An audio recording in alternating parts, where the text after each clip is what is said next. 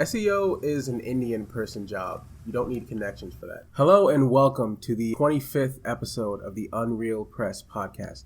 I know we've labeled another episode 25. I'm going to kindly ask for you to just ignore that. I have with me today, for some reason, four people from the last anthology, most of which you haven't met yet. They all contributed stories with one exception. And I'm going to ask them about that. And I'm also going to ask them to, if they can, justify why this took 10 months to come out. First, we have the editor of the anthology. You met him in the last episode. I call him Het. You can introduce yourself and introduce what story you wrote as well. That's me. I wrote the story. Actually, it's quite a long name. I need to check it. It's called 1674. Sometime after quitting the Eastern Gate of Samarkand, or the Jade Mask. And I was the editor, the lead editor for the book. All right. And we also have Daniel, who did the cover design and some of the interior art. And he has his, I believe, the opening poem. If you could introduce some of that. Yeah, so I wrote a poem that's in free verse, and I suppose it's a bit of a preface or introduction. Yeah, and I also did the cover design. Obviously, the stamps were pre-existing. I kind of composited it all together. Cranked that out in a few days. And I think it looks quite nice. The stamps are not our creation. We stole them, and we're not going to attribute any sort of credit to the original artists. We also have I guess you call them, he's a sort of editor. He edited a couple stories, but he mostly did formatting for the book. Buckley. You don't have a story, right? I don't. Because I couldn't think of anything for the theme, so that's why I didn't write anything. So yeah, he brought that old Chinese autistic work ethic. It's an ancient Chinese secret. So there you go. And last and least, we have Henry Herodotus Joseph Toot, who wrote one of the stories. If you want to introduce yourself.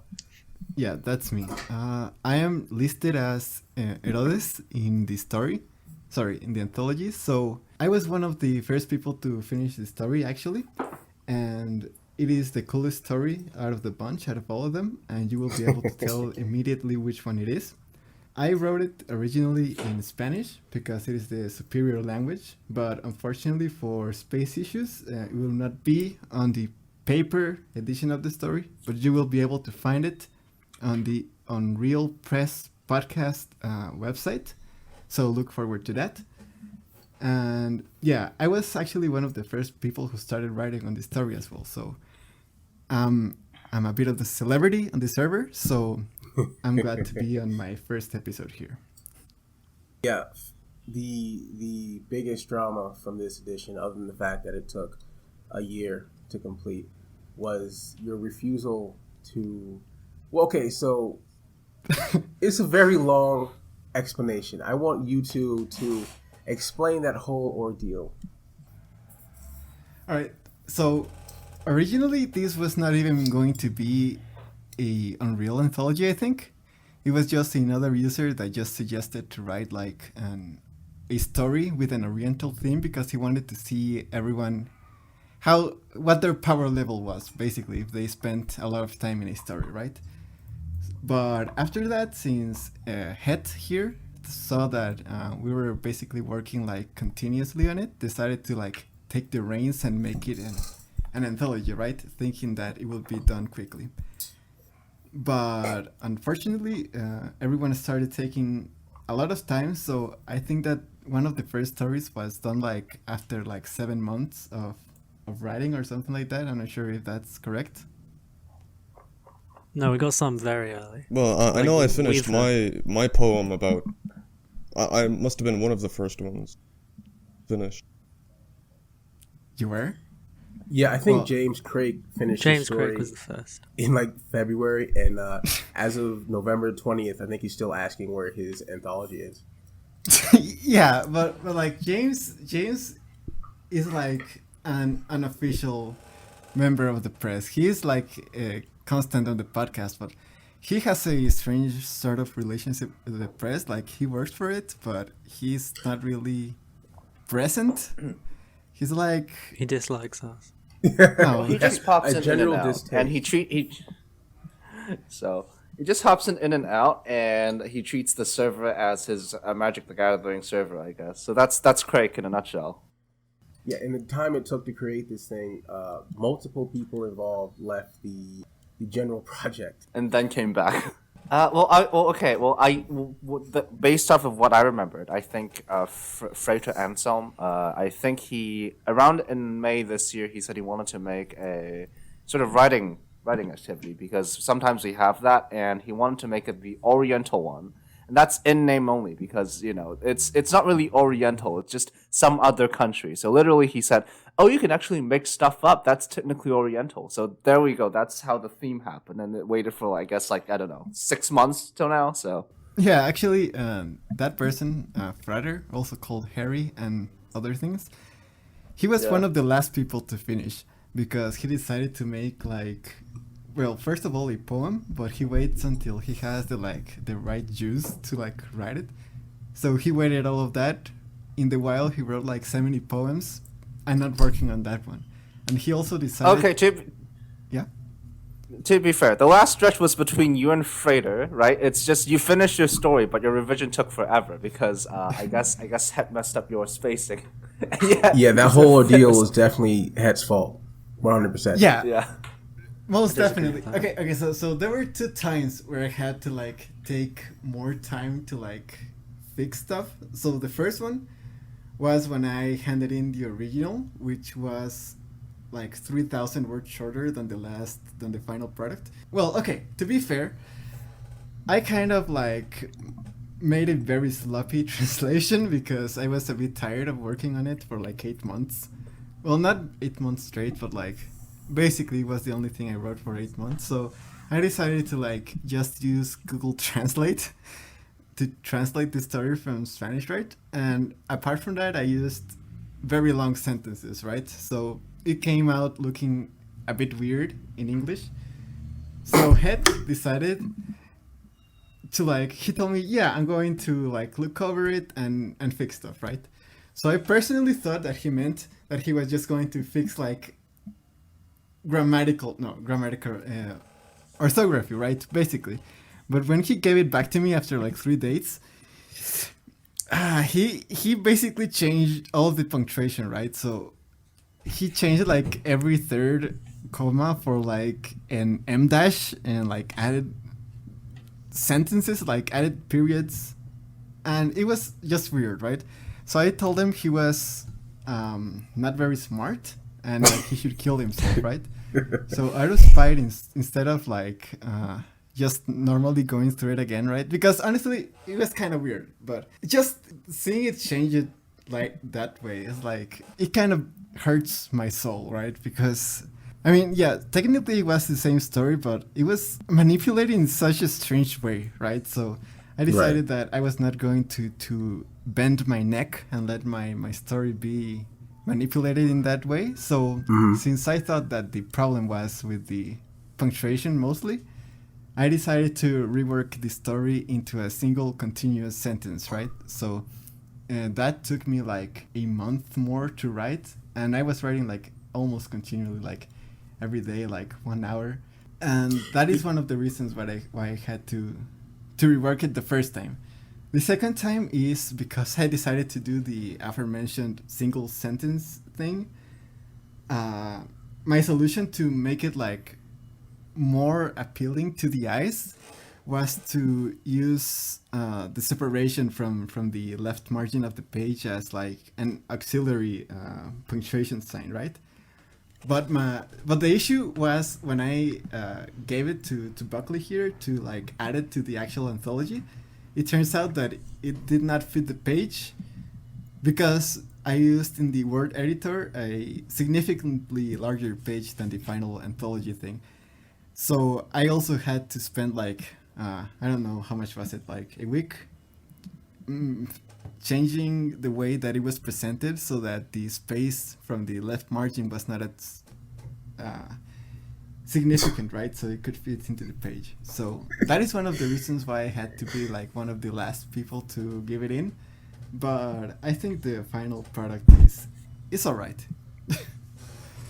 Yeah, and we at the Unreal Press, we admire your bravery standing up to Het. Do you have a response to these many accusations of your grubby, miserly behavior?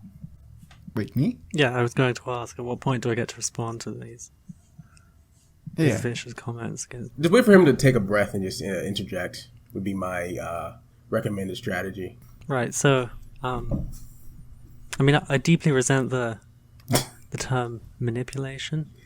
I think what the document that you handed to me was like such a total mess that like things needed to be done. And I'm sure you can agree with that. It's not a total mess. It just has some blemishes, right?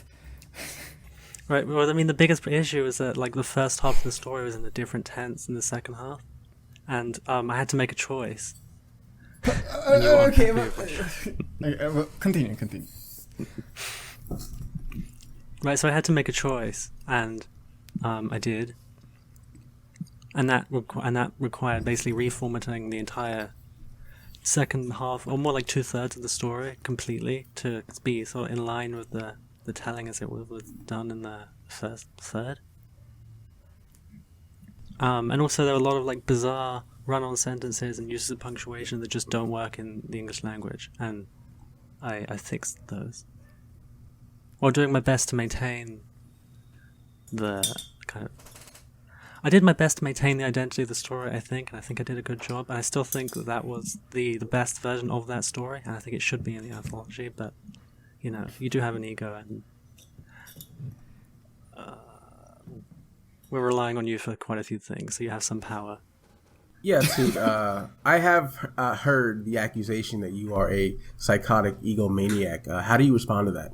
Me? That is completely true. But I think that the tense problem was not really that big of a problem. Like, I mean, well, I did not even notice it, so it should have not been that big of a deal. Like, I mean, like, does it really matter if the tense changes in like different sentences? I say no. And I personally think that run-on sentences are cool, so that's why I use them. And that is why the final version of a story is a 9,000 word long run-on sentence. So, and I think it works. Like, I had like a few beta readers that said that it was an alright story, so I do not think that the comments that the tarnished version of the story is superior. Yeah, so like in like at least two people's opinions, like the story is fine. And well, I'm not sure what people think of the quote unquote corrected story. I would like to call it inferior version. But if you want, like in a future episode, like Het can come in and like read it out loud and compare it to the final version, so that the people hearing can make the choice, but in another episode, because I didn't want to bring it up right now. I mean, you have to consider the cultural gap here. A young Latinx author tried to manipulate language in a way that he thought was beautiful and significant to him, and Het sort of trampling all over that sort of feels like a form of colonial violence that I think. Can I also mention? I think it's interesting that the original suggested word count per story per author was 2,000 to 3,000, and not only is this story supposedly one sentence, but it's 3 times as long as it should be. So yeah, and he requested boosting your ego. I mean, I've yet to read the story about He also requested that we include both the English and Spanish versions in the book. So that would be 20,000 words. Yeah, that would be ridiculous. I mean, it would be. And he requested this multiple times. Okay, so the thing is at that point, I would suggest just releasing it as its own Unreal Press publication. I mean, I was thinking about that, like considering certain other drama regarding the appearance of the book. I was thinking like actually doing that. Like spending some time like rearranging that story into like a little tome and like use my graphic design preceptives to like show how it should be done. Oh, so But- Toot, am I sensing a bit of displeasure with how Daniel put together the book cover and the interior art? Well, I'm not. Oh, I came up with the interior art. What are you talking No, about? no, I'm not against the book cover. It looks all right for like the concept, which I came up with, by the way. But I just wanted to You comment didn't, by about the way. yeah, I just wanted to comment about the word length. So originally, when the story was not an anthology, there was no word length limit, right? So I began. This is writing incorrect. Okay, kill yourself. It is correct. So because It's actually not. it was basically meant by the person who came up with it to be basically like a showcase of how good we were at that moment, right? So I went with it with that mindset, right? Like just But surely, if there was a word count for each previous anthology, why would there not be at the beginning of this one? well, because a word count? Het turned it into an anthology project after the original Oriental workshop, let's say, project was started, right? So it was first a not anthology, and then it turned into an anthology. So the word count was placed when it was turned into an anthology, but I began writing it before that. So that is the reason.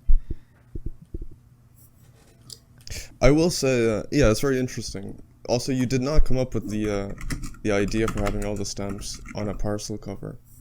That was arranged between me and Het. What I think you're referring to is you came up with...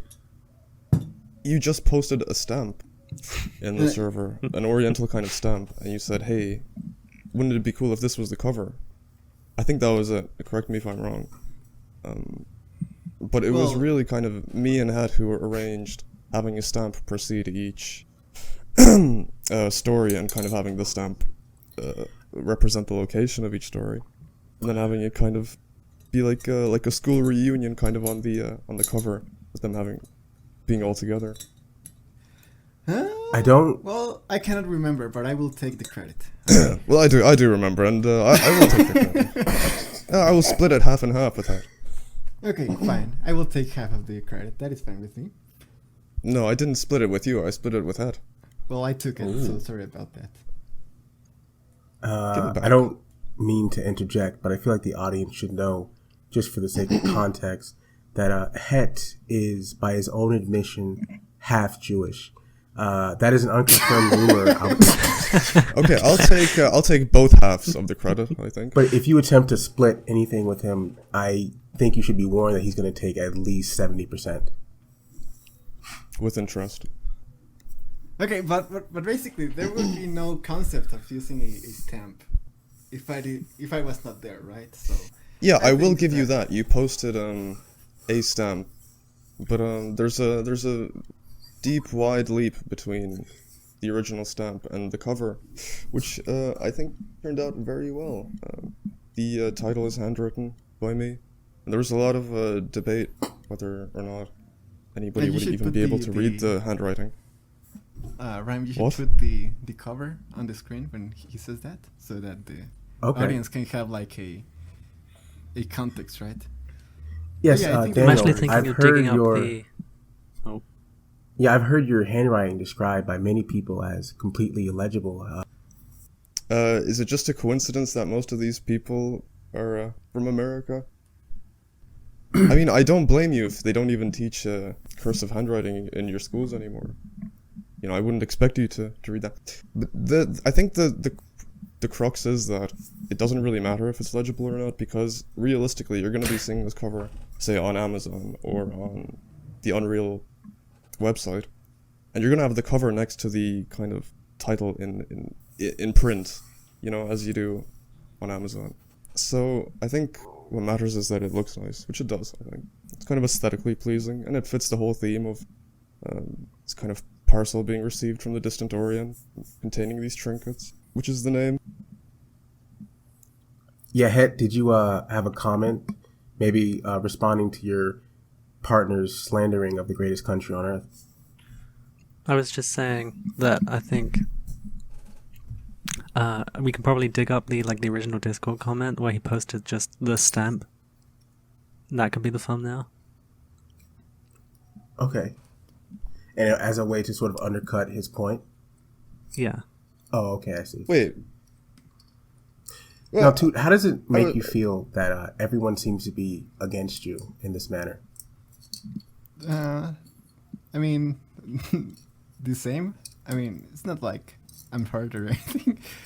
It's just, well, I came up with it, so it's undeniable. So what else? Under a very, very broad definition, I suppose you did kind of ignite this ember. But I think it was the Egypt stamp that you posted, right? Yeah, it Which was is to this day on the cover.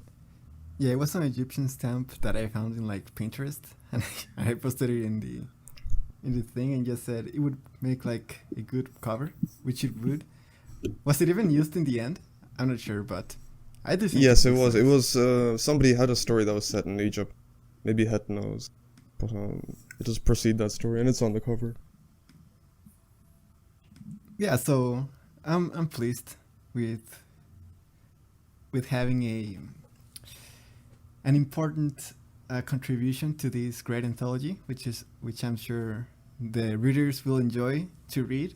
You can buy it on Amazon. It should be out soon, if Buckley hurries up. I don't know. Wow. Well, Buckley, just to give you a chance to respond, I know you're our resident Chinaman, and therefore the only person here with anything resembling a work ethic. How does all this drama between these gaijins make you feel? Okay. Well, I'm going to be very honest. As far as I'm concerned with the project, I mostly focus on the technical details. So something say like how big the book should be, how big the font should be, what font should be used, something like that. So the only setback between this constant infighting is that, first in particular, let's respond to Toot's story. Toot's story, the margin was so okay. So the way he spaced out the margins, in case you don't know, if you don't read the story. Basically, he did, so for each line, sometimes it's indented. Sometimes there would be something like 4 tabs or 5 tabs there, right?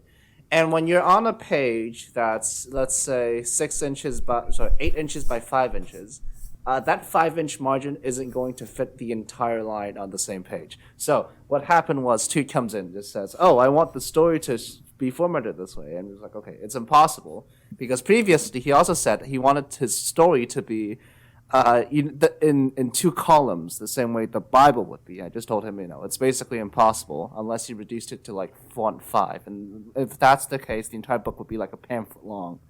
So basically he did that, and what happened was he threw a fit, and I just showed him that it's impossible.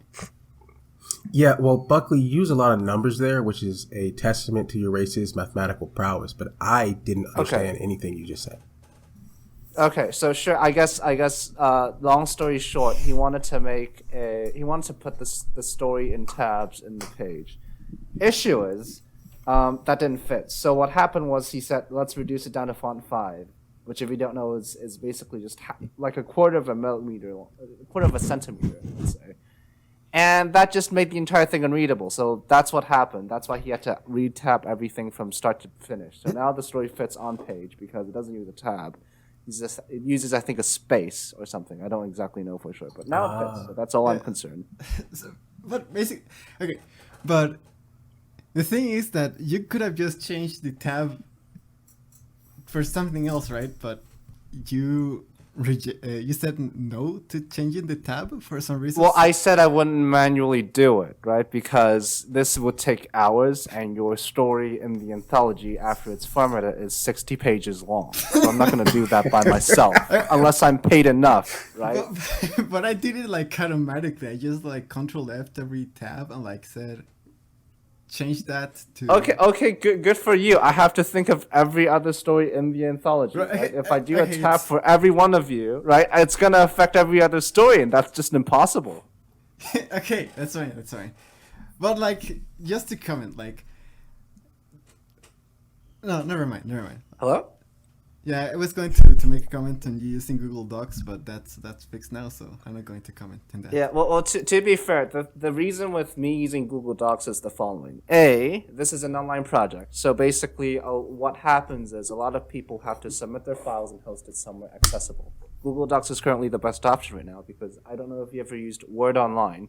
It syncs forever, and it doesn't work because what happens is each edit you would have, there would be like say a minute long of loading screens, and you just wouldn't even get anywhere. So that's an issue. Second thing is that a majority of you people write in Google Docs. So that's the best way to conserve whatever formatting you have natively. Because if you convert this back and forth between text editors, it's going to have little conversion issues. And that's going to mess up the entire formatting, especially with, let's say, your spacing, your font choices. Do you know that there are font choices available on Microsoft Word or Google Docs that are not available on the other one? So that's basically another reason why Google Docs is used. So as far as I'm concerned, that's the main reason.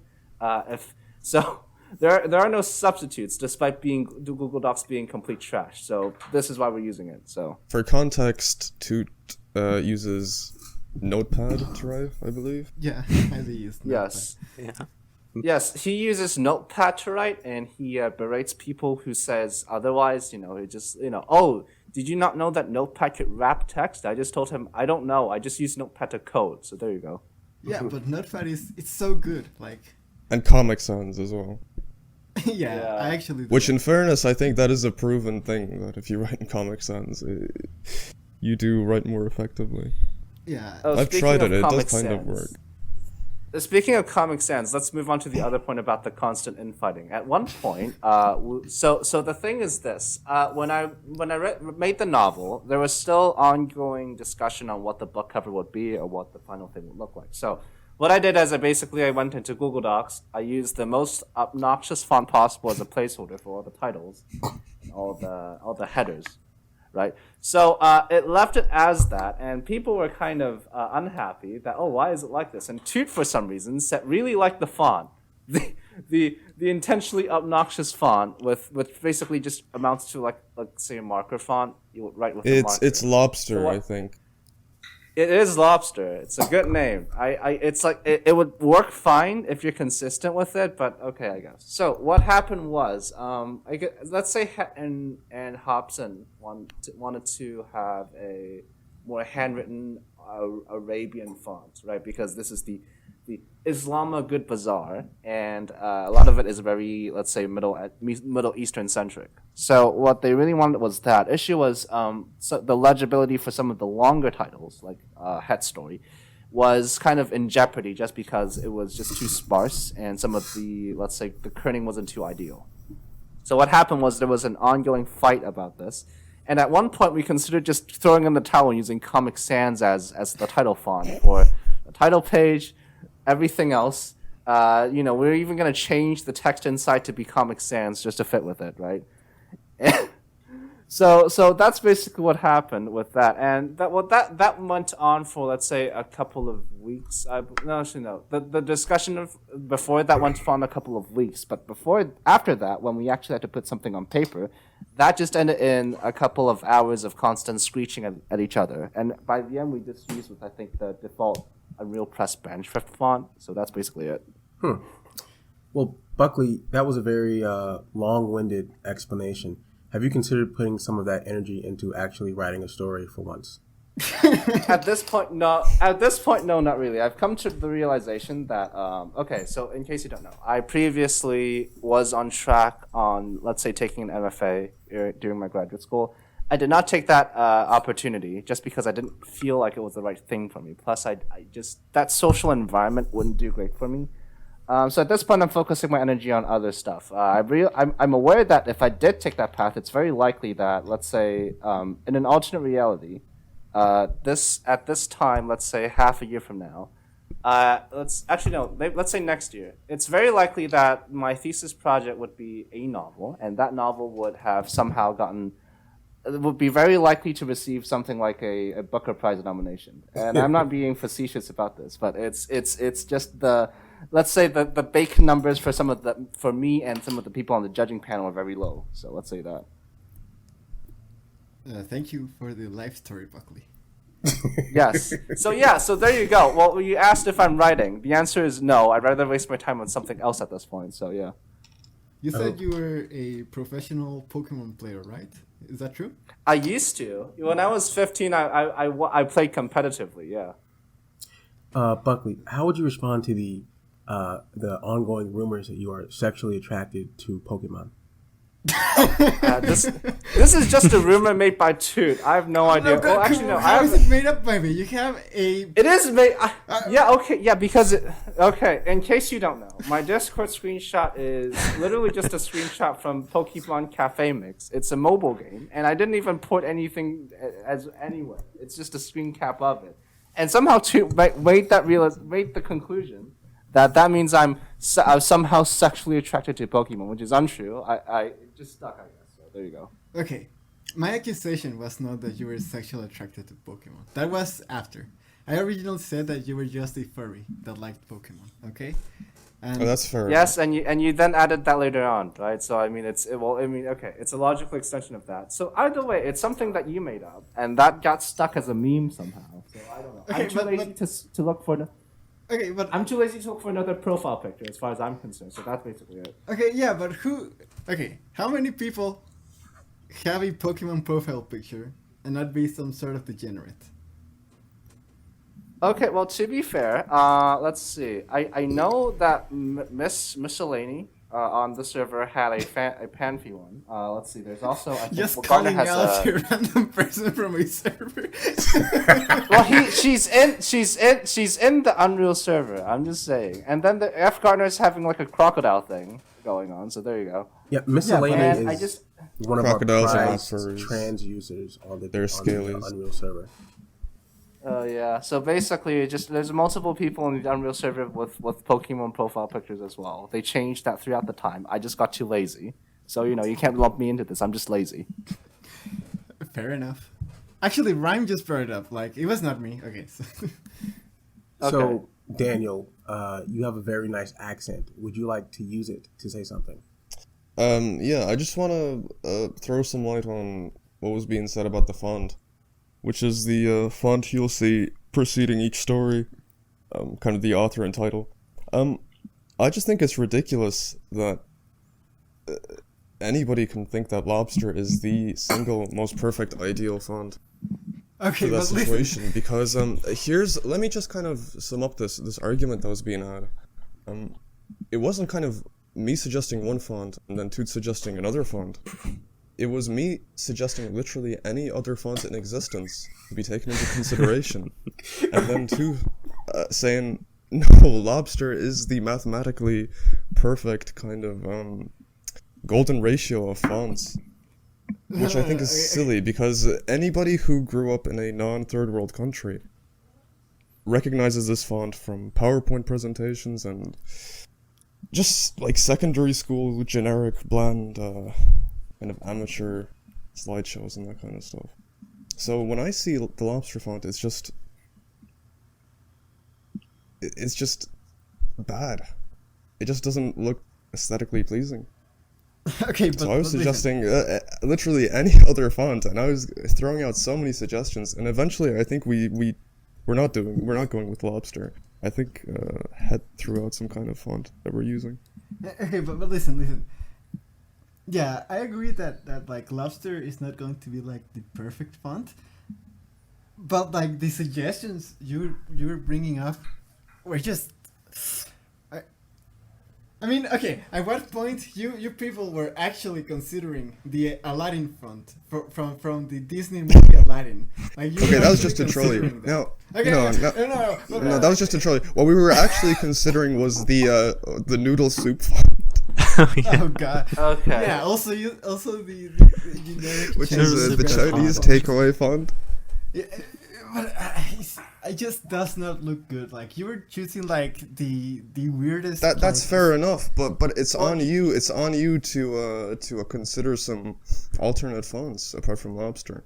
I You know, mean, you I- could suggest anything else, but apparently Lobster is just so perfect that nothing comes I even posted close. like 3, like towards the end of the argument, like when I saw that you were really bent onto changing my boy I was bent. Lobster. This is true. I put like the one that goes on the spine on the anthology. If you're still using that. Another one that was called Peaches that just looked like your normal. Yeah, I was all for Peaches. Yeah. I don't know No, why we didn't no. go I didn't like for Peaches. it. Yeah, it's because Also- Head didn't also- like it. also, I have to So call as you Head- can see, this really represents all the issues of democracy. That we need 4 people to 3 or 4 people to totally agree on a font before we can use it. Yeah, I just have to call out Head of having a really bad font taste. Like he was the one that. That is hilarious. That I think Head unironically suggested the noodle soup font, and I just Yeah. went with it because it's so ridiculous. I was Yeah, I "Ooh, think this that- It is looks like a nice." SpongeBob font, don't you think? What does SpongeBob have to do with anything? But I Noodle also think- soup kind of looks like a SpongeBob font. Let's be honest. I mean, Buckley, how did Toot rejecting the noodle soup font, make you feel?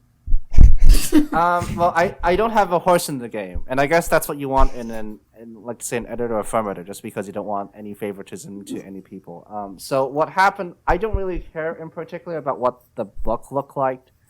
It was just more of just I don't know what to do, because the thing is with stuff like design and and when you're designing like a page layout, or let's say your template, it's very nice to receive some stern direction as to what we're doing. So what ended up happening was, during this thing, I had to change all the fonts multiple times. That was just the only thing I'm complaining about, because it's extra work.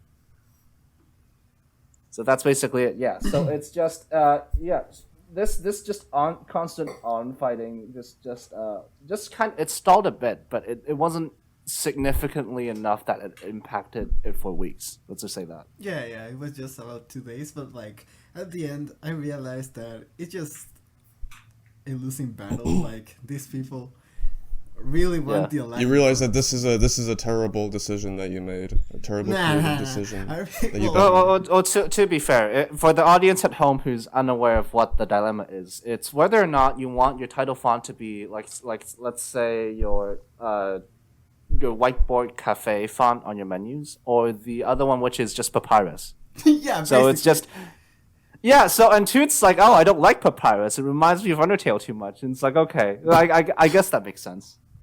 Yeah, so, but okay, by the end, Hobson was like suggesting some typewriter fonts, and honestly, I would be alright with that, because it's not some horrible script font that is illegible. Oh, wait, did he use, like, say Career New or something like that? well, because it fits with the kind of thematic thing we're going with, it being a parcel. Well, Yeah. either way, it's a book. I mean, let's be honest. If you really wanted to, you could have just printed all of the stories in Arabic. It's just gibberish. No one understands it. Yeah, I think that is one of the problems with the MO here. Yeah. That like Head, I think that he wants it to be like some sort of like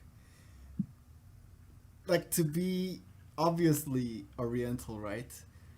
But that just makes the fonts look a bit cartoonish in my eyes. Like, Well, in particular, they also, aside from Noodle Soup and Papyrus, they also wanted to use the American Chinese restaurant font, which, if you don't know, is basically just the English letters made out using wedges, right? And it's just like that got shut down immediately. It's just okay. It's a Chinese takeout book cover, really. Head, sorry. As the editor, I'd think you'd have maybe a duty to be impartial, but do you think your affectation for all of these Oriental fonts and themes maybe stemmed from your sexual relationship with a Chinese woman? Not Wait, at that all. is true, isn't it? I just wanted the book to like have a consistent theme throughout. I don't know why that's such a big deal for people. I don't know why people can't handle that. Well, to be fair, I will say this. When we talk about Orientalism, people didn't really have a firm idea about what that's referring to, because that could refer to multiple regions. And just no one had a great idea as to whether it should be a specific one, like say, oh, we're just making it all Japanesey or something. Or we're making it all Middle Eastern, right? So it's that caused some confusion as to what the final product would look like. And between that and just how vague the prompt was, that just caused a lot of indecision between people. Well, all things considered, I think it is more consistent of a theme than the previous anthologies, which had almost no theme. Yeah, there's definitely like a visibly increased effort in this anthology compared to whatever idiot was in charge of the last theme. Let's see. Well, there wasn't a theme last time, right? The first one was just. Oh, okay. Let's do trip down memory lane. The first anthology was Spare Change, right? It's just about rich and poor. I don't know how you can make a font out of that except printing money, I guess. But still. Shout out to Infinite Money Glitch by James Crack. Yes. I never read the book, but it's probably good. So there you go. Let's see. Okay, so second anthology was the Shah of True of Bay. Still don't know what that's about, but the story at least. But I think the theme was beauty and violence for some reason. Beauty and wrath. It was. And then I still don't know what kind of theme you can make in there, right? So in terms of typographically speaking, like I don't know. Do you want to make this into like a Dior package or something? So then the third one was the Islamagud Bazaar. That's the Oriental one. So for this one, we specifically had a stamp in mind when making it inside. So for this one in particular, there was some, let's say, design as to what the internal would look like, since also, aside from just that, we're switching to color printing, whereas before we only had, let's say, black and white and text. So let's see. Yeah, so for this one, we had less limitations. We had more freedom to just do whatever we want, just because we were printing in color and we were specifically had a specific visual motif in mind. So previous versions we didn't have that, but we don't really need that because it's just reading, right? If you want like visual flashy things, go watch Cape Shit. As far as I'm concerned. Well, Buckley, you seem really well informed. It kind of feels like you're the head editor. I don't know. Is that an accurate reflection of the workload there? Well, what's this? Head edits the stories, let's say on a grammatical level. So he goes to the slush pile, like, and he selects the stories and he sort of goes through them to check for errors and maybe some other mishaps. What my side focuses on is the technical aspects of a book. So sort of just how the stories would be laid out, what the formatting would be, what the book size would be, what the book thickness would be, and so et cetera, et cetera. Okay. I will say his work actually kind of ended up taking a lot longer than we originally envisaged it would. At least. Okay. I thought it would be very quick, and it's actually we're still not done. We're probably gonna be done Tuesday, hopefully, maybe, possibly.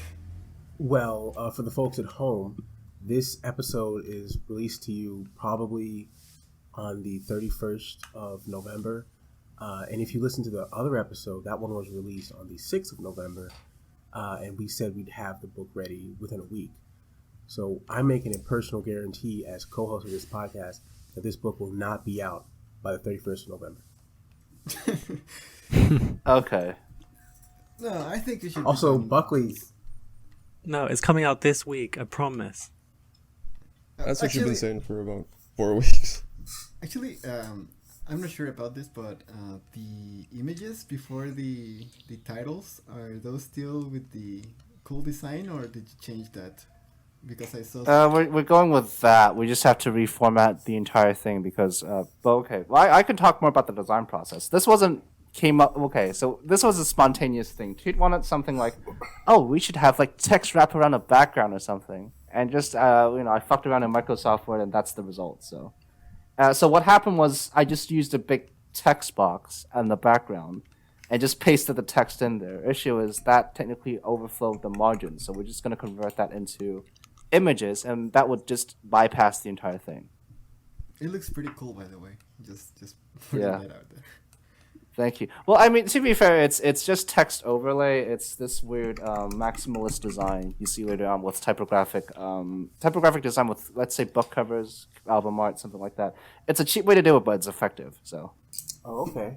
I'd just like to say that Het is really the kind of the unsung hero here, just for the fact that, yes, this took 10 months, but if he wasn't constantly reminding people to hurry up with their writing and bring it in, would have probably taken 20 months. Because it's ridiculous, just ego combined with general laziness. Authors, writers are very slow to actually get something out. Absolutely. And just as a unrelated question, Daniel, are you kissing Het's ass because of his Jewish heritage? Do you think that may enrich you in some way? Yes, I'm actually thinking of converting to Judaism. Had thoughts on that? Can you help me with that? Well, we need to bring on our other host, who is also a fake Jew, who's trying to grift his way into some connections. He may be able to give you some pointers on that. I thought he had connections already. What? You're talking about LA, right? Yes. Yes. I thought he had connections, right? He was working like a journalist stint, writing essays or something. He's writing SEO. SEO is an Indian person job. You don't need connections for that. He writes for like men's magazines where they teach you like how to do choose a fancy company. shaving and stuff. Oh, okay. Oh, the irony. Okay. 5 ways to shave. Five ways to pass, I guess. There you go. So, Rhyme, you play guitar, right? You could say that. Can you play something for us? No. Damn. Oh, come on, Ryan. You know you can. I mean, it's just instant. I don't That'll be the have the outro. requisite skills. Outro I music. mean, my guitar string is literally like bursted. I burst the, I think, E string. So I haven't touched it. Doesn't since. matter. You're gonna make something good anyways. You're black. I've seen South Park. That's how it works. Actually, Well, right after I finish adding when the Unreal Bros see Toots to this GIF. The racial humor is going to be strong this episode. No, the guitar I'm not thing. the Are one you who just started trying with to the imitate inappropriate Fern? questions, am I? I mean, let's be honest. I got really distracted. So Toot, we spent a lot of time talking about literally everything except the content of the anthology. As the editor head, as someone who definitely read every story, what particular stories stood out to you as quality? Honestly, I haven't read Toot's most recent rendition of his story yet, to be honest. I think, but I actually did enjoy that one quite a lot. The previous one, Errors and All. I'm proud of my own story, obviously. I don't think it's the best thing I've ever written, but it's up there. wait, Rhyme, did you write something for this anthology? Yeah. Okay, so how about each one of us talks about what their story is about, starting with Head. Yeah, go ahead. You first. Wait, me? No. Oh, yeah. No, Justify me yourself. last, because mine is the biggest story, so I will have to give a longer explanation. Okay, I'll start because mine is the shortest. Basically, the reason I wasn't even going to submit anything for this anthology, just because Orientalism isn't something I'm particularly interested or knowledgeable about. But it just so happens that I had this story/poem that I was going to write for a long time before the anthology. It was based on a dream I had, which either makes it terrible or great. It's basically just about where I found myself in this kind of archive/museum of the post-apocalyptic future, which housed kind of statues commemorating great heroes of humanity. And if you read the poem, you realize that it's less of a dream and more of a night, I suppose. And it works good because it's short enough to be an appetizer for the whole anthology as an intro. Yeah, what was your inspiration for that? A dream, nigga, he said. A dream. Okay. What kind of dream? Let's ask about this. What kind of dream did you have? It was a very vivid dream. Well, the dream is the poem, Buckley. I mean, you have to read the poem, and it is the dream. Okay. I'd just be describing the poem. But like I said, it's basically. The form, I guess. I just found myself in a desert, basically. I'm not going to describe it because it's a short poem. Just purchase the anthology and read it. Oh yeah, that is true. I forgot Hobson of all people just wrote a poem that's like 4 pages long. I guess that fits the form if you're talking about a theme. So yeah, that makes sense. Well, it's also kind of it happens to be a pastiche of Shelley, your man who wrote Ozymandias, and it's very kind of Victorian in its sensibilities.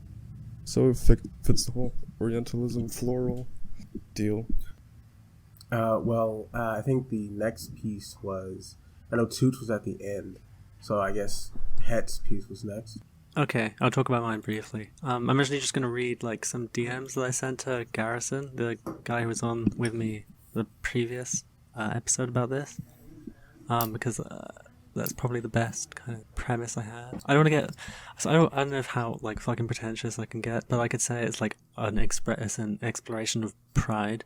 Ultimately, that's what the story is, and so it's a dialogue form, which is like what I tend to write.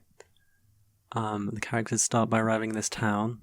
It's in the 1600s. The main character is this like British aristocrat. It's from that period where like early development of the early precursor period to what you could call the bourgeois revolution, I guess.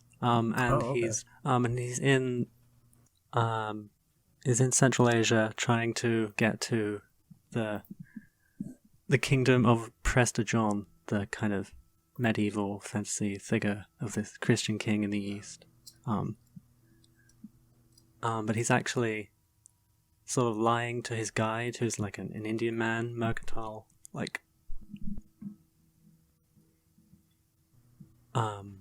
caste Hindu,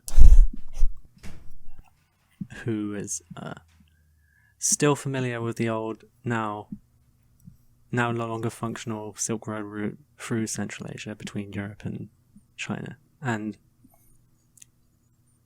so on the main character, I don't want to give too much away. I think you should just read the story. I'm not going to give too much of the plot away, but the main character is not who he seems, and that's explored as you get further into the story.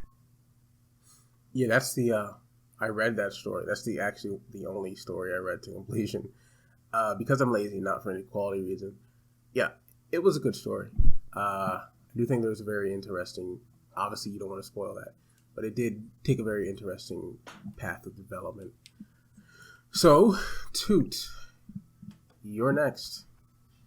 Talk about yours first. I was gonna save the best for Actually, last. no, Toots was first. Toots was first in the anthology. So No, mine is not first. It's like in the middle. you're before. Let me rephrase that. You're before Ryan's story. So that's why you're first. Okay, fine. Between you two, right? So That's true. Yeah. So my story is basically how to put it. It's like inspired in one of those cool stories that like end with the first sentence, or like that loop. Like famously, Finnegan's Wake has that structure, but also some other stories also have it as well. So that was basically the idea for this final edit. So in the most basic sketch of the plot is basically following a prince of a fantasy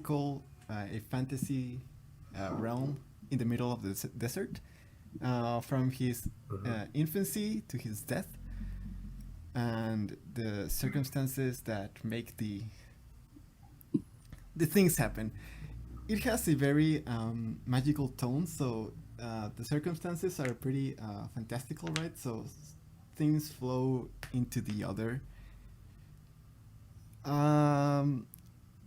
in a sort of strange manner, and it is also pretty inspired by Spanish poetry, medieval Spanish poetry. So it is set in a similar kind of setting, right? Inspired in the Muslim situation on Spain, but it's just a background thing. It's not really forefront. It's just think of a fantasy story that is a single sentence and loops, right? That is the best way I could describe it, I think. I know it's not very Uh, specific, but just read it because it's cool. Just to let our audience know, Toot lives in a South American favela, so the motorbike sounds you hear, we can't really do anything about that. I think that might be me, actually. Someone's cutting the grass outside. Bruh, I just they called me a favela dweller, and it was Buckley. Okay, see how it is. Okay, you know what? Here's the thing. I have like zero know-how in audio fidelity, just because it's just in case you don't know, if you want this little tidbit, I bought a mic at Walmart, and then Rhyme got angry because I bought a made in China mic. So he made me go to Amazon and buy another made in China mic that's apparently better. I can't tell the difference. So there you go. Ice dwellers. SMH my head.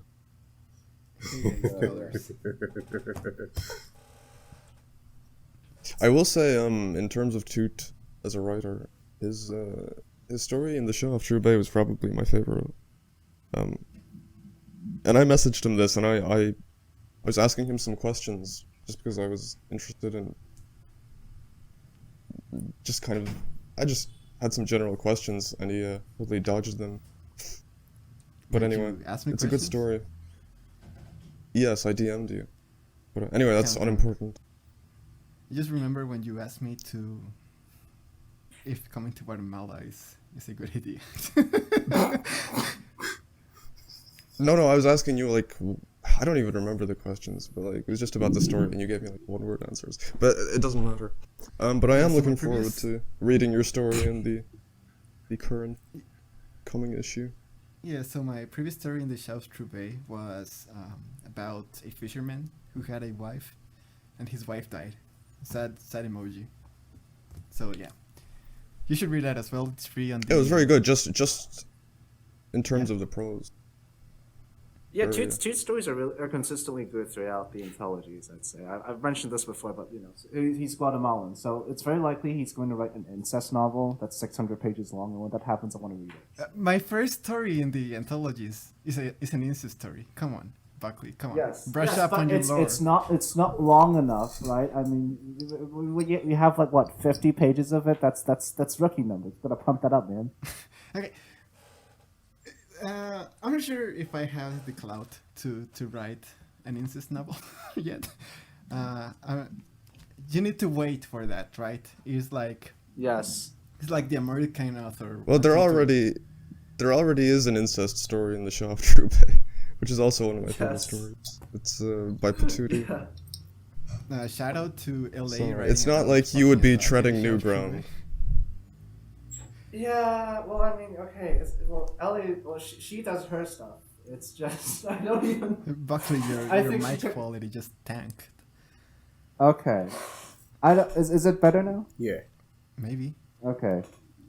I don't know. I don't know. Ellie, I feel like she's doing a sort of just a pastiche because she keeps talking about- Okay. Oh, my- Sorry for interrupting you. This she meme with LA, I'm calling it out. It's cringe. Stop doing it, okay? Respect hate it. it. Well, we're Respect calling it. it out. Respect it. man. We respect the decision of our host to transition to both being a woman and being a Jew. These are totally And being a legitimate cinephile. things that he's done. It's being retarded. Yeah, it's embarrassing. Just putting that out there for the world to Trust the hear. plan. It's trust the plan. It's for a greater purpose. Man. Okay, yeah, continue about your diatribe, Buckley. Sorry to interrupt. Oh yeah, no, so she just writes about, well, I don't know, every time I hear a story from her, it's like, oh, I wrote a story about a girl fucking a dog, and she does that all the time in every of her stories. I don't know what's wrong with her, but there you go. White women do love Dogs. fornicating with animals. Well, I guess if you're that specific type of woman, yeah. Okay. Yeah, I have some theories about LA that I will only reveal in a No, future no. You have to share now. Share your screenplay. Yeah, if you guys No, like you will just read take them soon enough. 20 minutes to just shit on LA, that would be great. I greatly encourage that. I don't know enough of him to shit on him. I just know didn't he play like a hentai game on this channel before? He did play a streamed it? couple of erotic. Why visual novels. would she do that? I don't get it. Well, the people same watch mental those? sickness that leads her to transition leads her to play. Well, I porn don't know. games It's on that, YouTube. and there's like Magic the Gathering streams with Craig, and then Craig was talking about D&D is like so helpful to the imagination or something. Okay. Yeah, that was okay. So Craig is good old fashioned white boy autism. So that was just Yeah. good vibes. That was Yeah, an enjoyable just saga. like I like a dragons. I like anime. I write pulp. I desire to be Brandon Sanderson. What else is there? Damn, Buckley burning all the bridges here. Yeah, I you have don't to be. a You have to Yeah, be but- thing. nice. That's the thing. I don't even have a But LA, business LA bank is to like begin with. eldritch autism. Yeah. Buckley Okay. just needs to call Rhyme the N-word right now. He has 3 out of 3 hosts. Yeah, we need to be nicer to Craig because he's a little on the outs with one of the hosts here, and we're trying to bring him back in. Okay, so I see. so if you are a YouTuber listening right now, I need you to write on the comment section asking LA to bring back the hentai games, okay? So please comment right now, click the bell, subscribe, send us money to our Patreon, and buy the Unreal Anthology on Amazon right now, okay? Thank you very much. Yes, make sure to donate to our FTX account, right? Make sure to fund LA's transition funds as well. Yes, 50% of that will go to the war in Ukraine, right? It's a mighty cause. Please support. Bottom And surgery Palestine. in South Africa is free. It's just some shaman taking a pair of shears to your balls. So Okay, it's not much we got money required. sidetracked. We got sidetracked. Now, Ryan, talk about your story. Yeah, man. I got the fever, and I wrote a story in like a couple hours and then submitted it. Yeah. Ryan, can you tell us what the story is about? I know it's called The Final Stroke. Is it about having a stroke or no fact? Well, Yeah. it's called The Final Stroke, and there is a small Arab child who is essential to the plot. So you can use your imagination. Having a stroke. What's the Oh, I imagination will. Oh, I like, will. right? Is he in Algeria and did some French intellectual visit him? He is a British expat in Saudi Arabia in, let's say, Okay. 1940s. Well, no, let's say the 30s. 30s were Kino. So this little Emirati. Yeah, and he gets a bunch of like mail from niggas, and it's real spooky. And then he gets like a blank canvas from niggas, and then the blank canvas does some crazy shit. and then he dies. Okay. Shout out to F. Gardner. That's Gardner. It's a little bit of a Gardnerian tribute. Gardner Friend of the esque. show. Oh yeah, that is true. Yeah. Oh, I just Yeah, remembered that would. that I wanted ahead, to Joe. add a crocodile to my story to shout out F. Gardner, but I forgot. Sorry, F. Also, we are all F. Gardner on this blessed day. Yeah, we are Oh, yeah, all pro F. Gardner. Oh yeah, in case you don't know, I edited his first 8. Oh, I formatted his first 8 books. If any time, yeah, that's basically how I got the job at Unreal to begin with. Thank you, F. Gardner. We do not pay anyone. By Also, I forgot to mention we don't this. pay anyone, I forgot to but mention this. I But think- I did pay Buffy. Well, for yeah, the first yeah. episode. Well, here's the thing. I got paid the first time around. Then second time around, I was officially in house anyway. So there you go. Yeah, that's how we get you. Yeah. So first time I was considered an outsider. That's why I charged fees. Even then, it wasn't exactly like an outsider. It wasn't like an actual proper fee. Yeah, Anyway, so. he got paid in Amazon gift cards. Yes, because well, he said, "Oh, why don't you have a Bitcoin account?" Like I don't. I did. I guess- did want you Yeah, to. guess who's right this time, huh? I wanted to pay everyone in Bitcoin deposits. That may not be the mode in the future. Yeah, well, you have yeah. to use Monero. Monero is the way. Monero is the shit. Yeah. I have bought so much blank bleep with my Monero. I need you to go to Walmart and buy five Visa gift cards and just tell me the codes in the background. This is the future of literature, by the way. We are at the Yeah. forefront. No one's getting paid. Well, to be fair, it's like well, how do I want to say this? It's well, right now we're in online press, and the thing with online presses is you don't usually get the masses you would traditionally.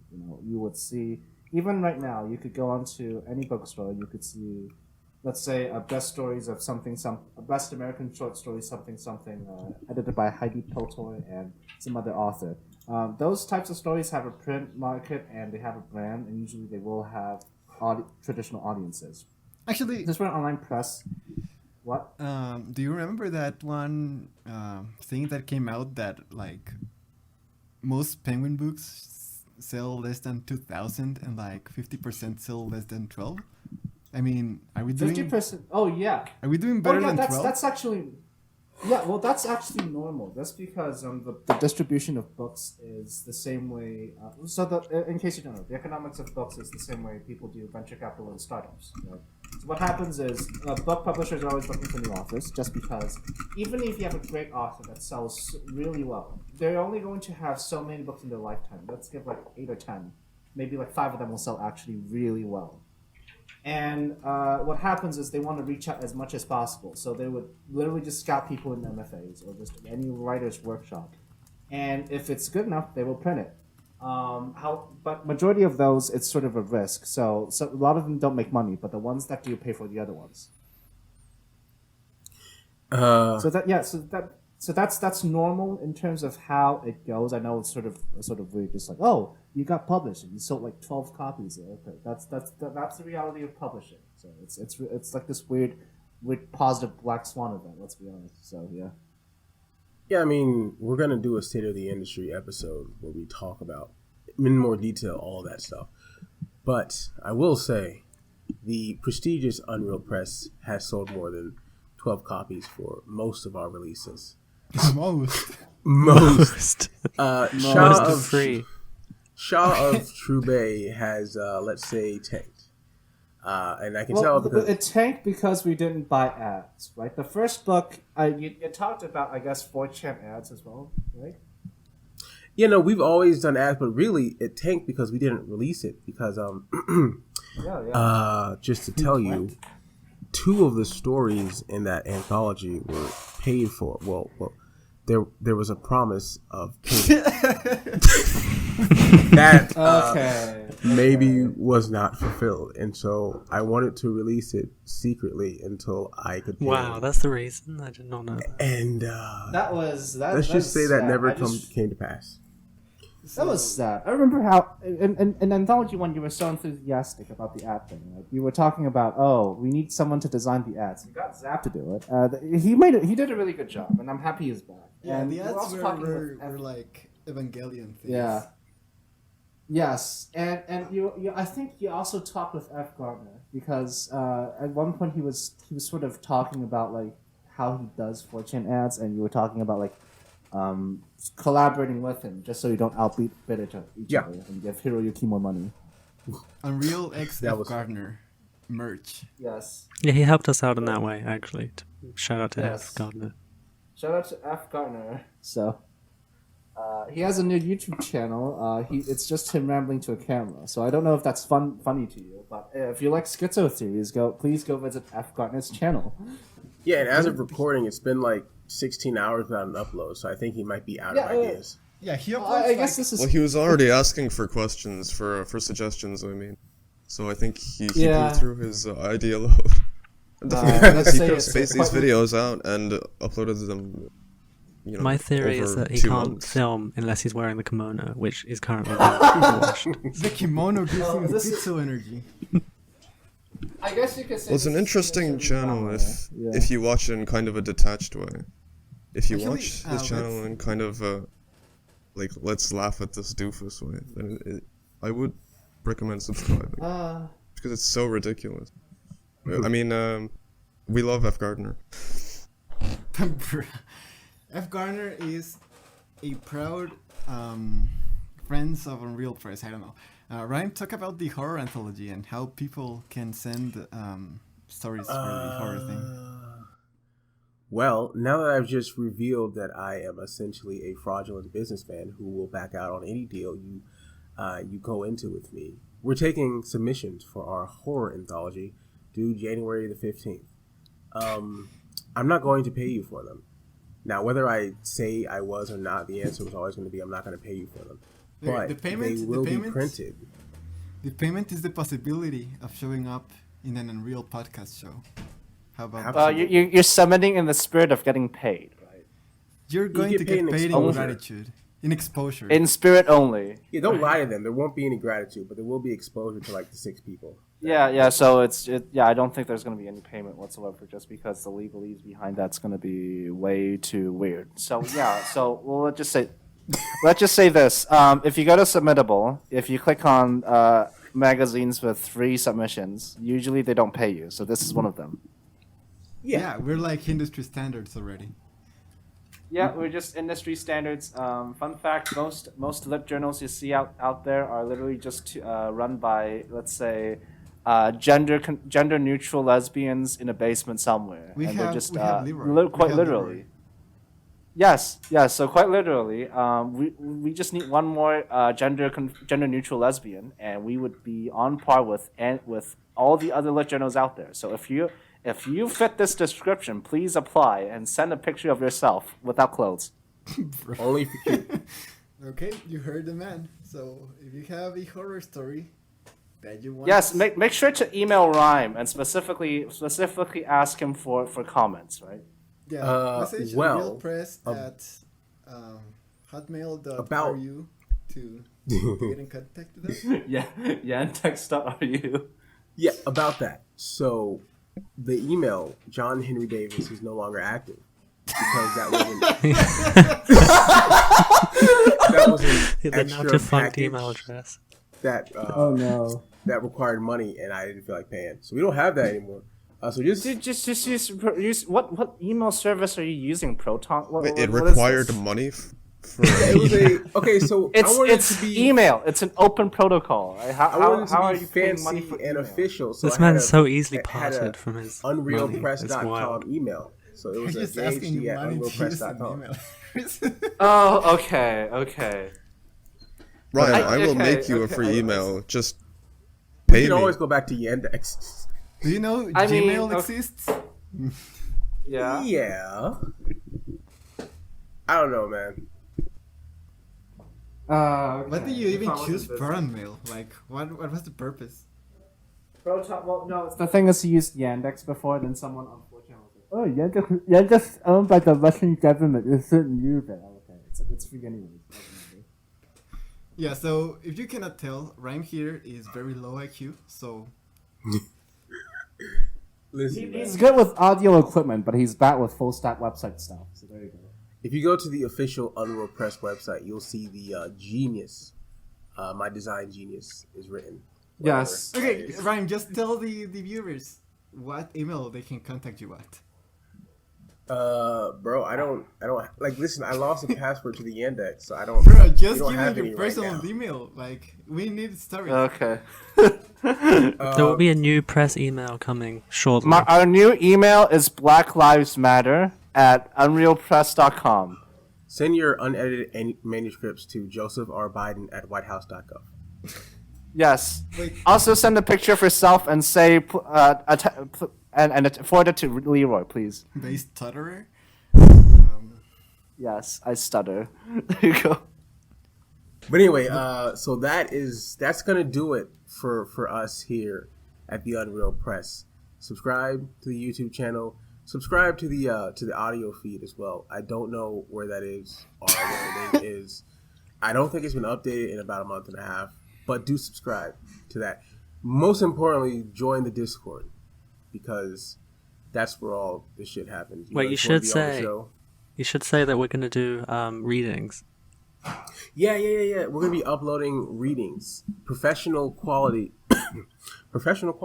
readings of all of these stories in the anthology over the next month or so. So keep an eye out for that. Keep an eye out. Leroy's gonna stop using a voice changer. He uses a voice changer. Well, most importantly, Ryan, though, Bro, I pitch his voice. I pitch this his is voice horrible. down in Okay, post this is like to troll. why does he do this? Oh my god. This is the so, worst uh, news I've heard. In like Shill the been anthology though, like Daniel- shill the new issue. Like say buy the Oriental, what's it called, the Islamic Bazaar. The Islamic Bazaar. buy it when it's buy out. Say buy the it. Okay, I'm just gonna leave you people telling me to say buy it in. Okay, this has been me, Daniel, Toot, Het, and Buckley. I'm Rhyme. Bye. Okay, so if you are a YouTube viewer listening right now, I need you to write on the comment section asking LA to bring back the hentai games, okay? So please comment right now. I may have gone too far in a few places.